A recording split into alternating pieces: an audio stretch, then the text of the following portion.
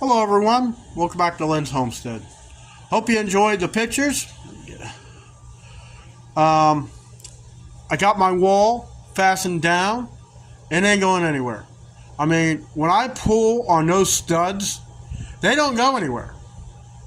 I mean, seriously, they don't move.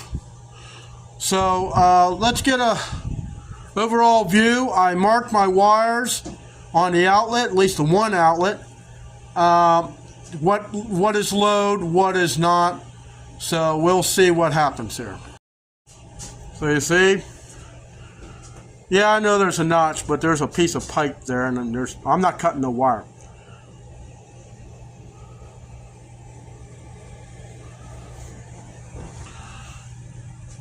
Glued and screwed.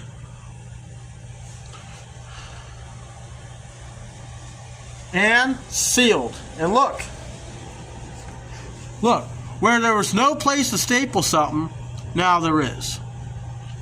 I was told why they put that 1x4 in there. I still think it's stupid. They put that in there when the stud is crooked. Well, if it's crooked, don't use it. But anyways, that's it for this video, and I'll see you in the next one.